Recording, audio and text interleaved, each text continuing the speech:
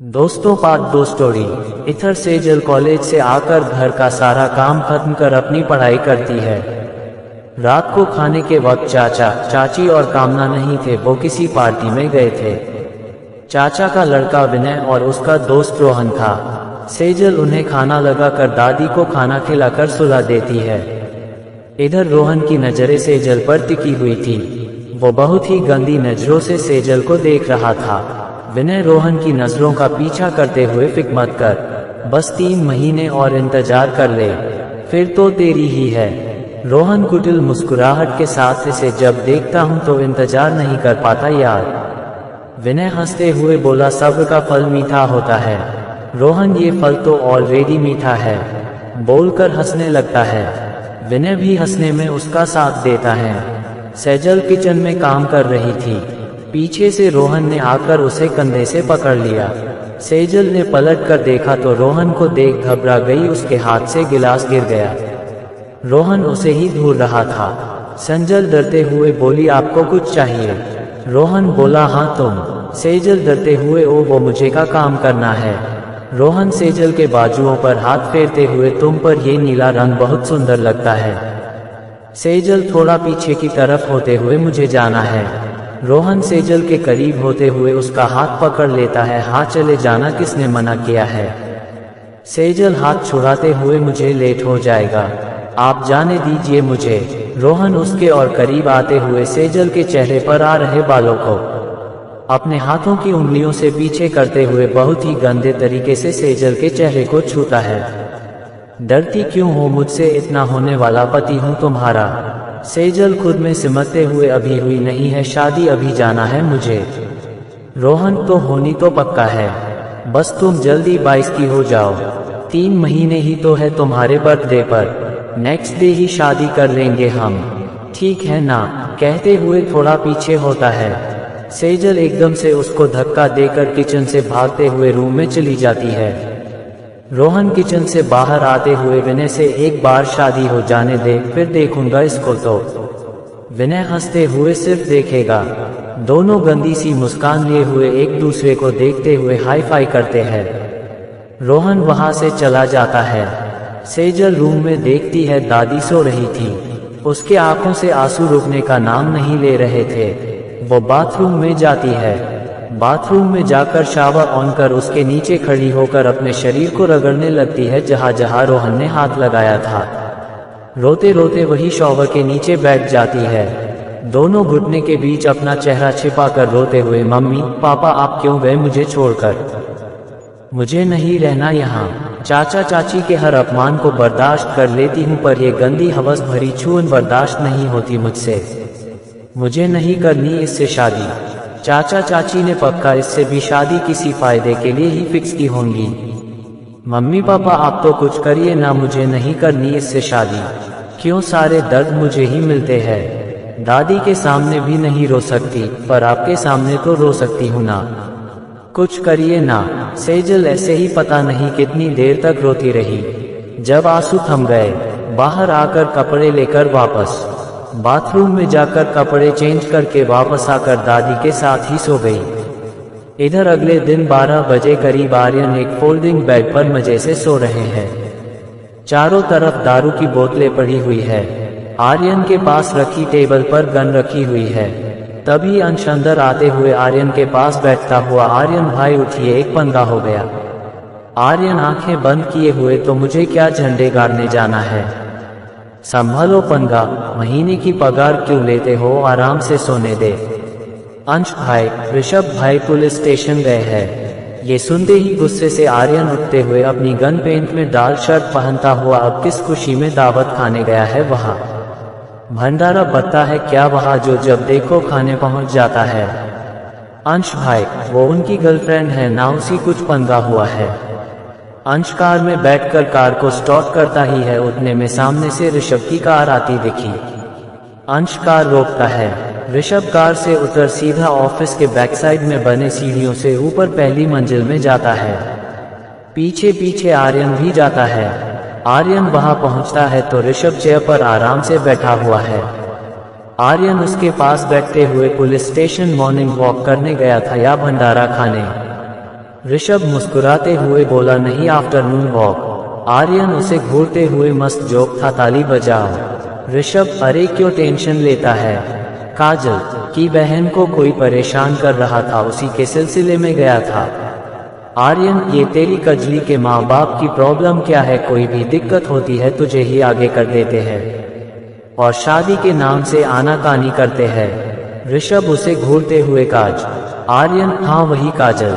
पता नहीं ये लड़कों को हो या जाता है, लड़की को देख पता कर। आर्यन बोला, वो तो है, अब बात बताएगा। ऋषभ बोला, अरे तेरे साथ रहता हूँ, यही दिक्कत है उनको, तेरे गुस्से से डर लगता है सबको। आर्यन बोला, तो ठीक है फिर रिश्ता खत्म, छोड़ दे साथ। ऋषभ बोला, पागल है, तुझे छोड़ दूँ? दिमाग ठिकाने है तेरा? आर्यन, ओह हेलो, ओए प्रेम पुजारी, होल्ड ऑन। खुद का साथ छोड़ने को नहीं बोल रहा, उस कजली का साथ छोड़ने को बोल रहा हूँ। पागल है, तेरे बगैर मैं कैसे जीऊंगा, मेरे कलेजे के छिलके। ऋषभ उसे घूरते हुए, कभी तो सीरियसली मेरे दिल की बात समझ। और ये कलेजे के छिलके, ये क्या होता है? कहाँ से चुन चुन कर शब्द लाता है तू? आर्यन, बस जो दिल करता है वो बोलता हूँ, दिल का डॉक्टर नहीं हूँ मैं, मुझे हड्डियाँ तोड़ने आता है, ये दिल विल की बातें पल्ले नहीं पड़ती, मुझे समझा। चल तू मेरी छोड़ ये बिता की, अब क्या पंगा हुआ? ऋषभ, यार कोई लड़का है, काजल की बहन के पीछे पड़ा हुआ है, उसे मना कर चुकी है पर फिर भी लेटर देता रहता है। आर्यन बोला, क्या हम ये लड़का लड़की ये के लिए ही पैदा है? ये लड़कियां है आजकल जहाँ, क्यों लड़का लड़की को कब क्यों पोतती है इतना? ऋषभ बोला, यार साली है मेरी होने वाली, तो उसे कोई परेशान करेगा तो बोलूंगा नहीं। आर्यन बोला, तो चल फिर बैठा क्यों है, उसके लेटर का जवाब देकर आ। ऋषभ बोला, मैं नहीं जानता कौन है, कॉलेज में ही है उसके। आर्यन बोला, तो जा उसके कॉलेज, उसकी बहन बता देंगी कि कौन है। ऋषभ, तुझे ही जाना होगा कॉलेज में उसकी बहन से मिलने। आर्यन, क्यों? ऋषभ बोला, काजल ने मुझे चैलेंज किया है कि आज मैं सारा दिन उसके साथ स्पेंड करूं, तू उसकी बहन का मैटर सॉल्व कर लियो। आर्यन बोला, उसने ऐसा कैसा चैलेंज दिया है तुझे? ऋषभ बोला, वो उसकी बहन उसे छोड़ती नहीं आजकल उसे, और आज हमारा स्पेशल डे भी है तो इसलिए। आर्यन उसे घूरते हुए, कौन सा स्पेशल डे? ऋषभ बोला, आज के दिन ही मैंने उसे प्रपोज किया था।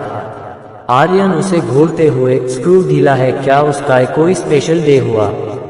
ऋषभ बोला, आर्यन से जब तुझे प्यार होगा तुझे तब एहसास होगा, कर दे ना मेरा काम।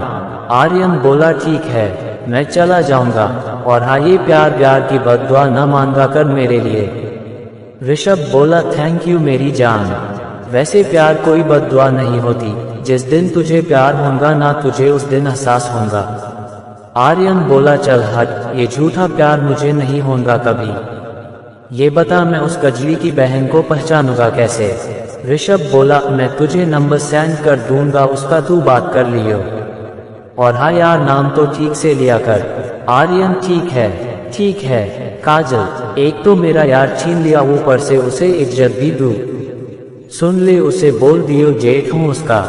ऋषभ मुस्कुराते हुए बोला, तू फिक्र मत कर, उसे पता है सब। आर्यन बोला, हाँ ये ठीक है, पहले कुछ पेट पूजा कर लूँ फिर निकलता हूँ कॉलेज। अंश को आवाज लगाता है खाना लाने के लिए। ऋषभ बोला, ठीक है, सोकर उठा है, नहा भी ले। आर्यन बोला, हटना, कल तो नहाया था, मुझे कौन सा लड़की पटाने जाना है? ऋषभ, कुछ नहीं हो सकता तेरा। थोड़ी देर में अंश खाना लेकर आता है। अंश, विक्रम, विवेक, ऋषभ और आर्यन सब मिलकर खाना खाते हैं। खाना खाकर आर्यन अंश और विक्रम को लेकर कॉलेज के लिए निकलता है। आर्यन कॉलेज पहुंचकर काजल की बहन रीना को कॉल करता है। रीना फोन उठाती है। आर्यन, मैं आर्यन बोल रहा हूँ, कहाँ हो तुम? रीना बोली, मैं लाइब्रेरी के बाहर खड़ी हूँ। आर्यन बोला, पहचानूंगा कैसे तुम्हें?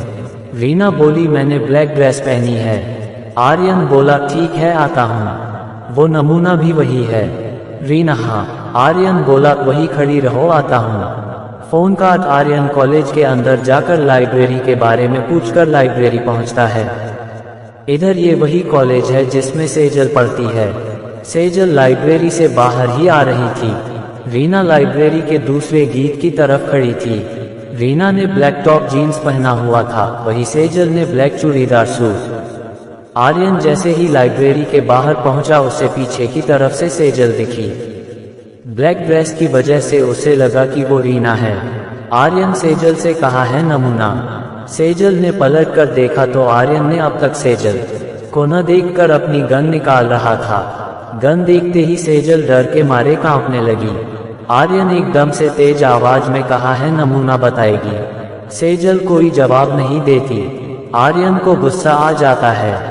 वो उसका हाथ पकड़ खींचकर अपने आगे खड़ा करता है। उसकी नज़र सेजल को देखते ही कहीं खो जाती है। सुंदर निश्चल आंखें, कुदरती गुलाबी होठ, गोरा रंग, तीखे नैन नक्श देख आर्यन उसमें ही खो जाता है। सेजल डरते हुए अपना हाथ छुड़ाने की कोशिश करती है पर छुड़ा नहीं पाती। आर्यन बस सेजल को देखता रहता है। सेजल ने डर के मारे आर्यन के हाथ में अपने दांतों से काट लिया। आर्यन की एकदम से हल्की सी चीख निकली, उसके हाथ से सेजल का हाथ छूट गया। सेजल तुरंत वहां से भाग गई। आर्यन बस उसे जाते हुए ही देखता रहा। इतने में अंश और विक्रम आए। अंश भाई काम हो गया। आर्यन के आंखों के सामने सेजल का ही चेहरा घूम रहा था। आर्यन चल। वो सेजल की आंखों में इतना खो गया कि वो भूल ही गया कि वो यहाँ किस काम से आया था। आर्यन अंश और विक्रम के साथ अपने ऑफिस वापस आ गया। ऊपर खाली ऑफिस में सोफे के ऊपर आराम से लेट गया। थोड़ी देर के ऋषभ आया गुस्से से, तू फोन क्यों नहीं उठा रहा रीना का और ना ही मेरा। आर्यन मुस्कुराते हुए, उस नमूने को तो अब मैं पर्सनली हैंडल करूंगा। अब तो मेरा पर्सनल मैटर है। बस रीना को बोल दियो कि बहुत तेज काटा है। ऋषभ बोला, क्या बकवास कर रहा है, किसने काटा है तुझे और रीना का मैटर तेरा पर्सनल मैटर कैसे हो गया। आ रही है अभी दोनों बहनें यहाँ पर, कर लियो खुद ही बात। आर्यन खुश होते हुए, सच्ची वो यहाँ आ रही है। ऋषभ, हाँ वो तेरा वेट करती रही, वहाँ तू पहुँचा ही नहीं। आर्यन उसकी बात को नजरअंदाज करते हुए, ये बता मैं कैसा लग रहा हूँ। ऋषभ चौंकते हुए आर्यन के माथे पर हाथ रखा है, तेरी तबीयत ठीक है, मस्त है। तभी अंश अंदर आते हुए बोला, ऋषभ भाई काजल भाभी आई है। ऋषभ बोला, हाँ भेज दे यहाँ पर। अंश बोला, ठीक है। काजल और रीना अंदर आते हैं। आर्यन वहां सेजल को न देख गेट की तरफ जाते हुए बाहर देखता है। आर्यन बोला, काजल से रीना कहाँ है। ऋषभ, रीना और काजल एक दूसरे को चौंकते हुए देखते हैं। ऋषभ रीना की तरफ इशारा करते हुए, ये कौन है। आर्यन रीना को ऊपर से नीचे की तरफ देखते हुए अजीब सा मुंह बनाते हुए, कौन है। ऋषभ घूरते हुए आर्यन से बोला, यही रीना है। आर्यन तेज आवाज में चौंकते हुए, क्या, फिर वो कौन था। काजल से, आर यू श्योर ये तुम्हारी ही बहन रीना है। काजल बोली, भैया ये कैसा सवाल है, ये मेरी बहन है। आर्यन मुंह लटका कर बैठ जाता है। ऋषभ उसके पास बैठते हुए, तू ठीक है। आर्यन थोड़ा उदास होता हुआ, हाँ। ऋषभ बोला, तू टेंशन मत ले, नहीं चला गया था कॉलेज, जब तूने फोन नहीं उठाया तो खर्चा पानी तो दे दिया, माना तो ठीक, वरना उठा लाएंगे यहाँ पर खातिरदारी करने। आर्यन बोला, हम चारों वहीं बैठकर कुछ खाना और कर खाते हैं। थोड़ी देर ऋषभ दोनों बहनों को छोड़ने जाता है। आर्यन को आज अजीब सी बेचैनी हो रही थी, जो आज से पहले कभी नहीं हुई थी। ऋषभ 5 बजे करीब आता है। आर्यन आंखें बंद किए हुए लेटा हुआ था। ऋषभ उसके पास बैठते हुए, क्या हुआ आज कॉलेज में।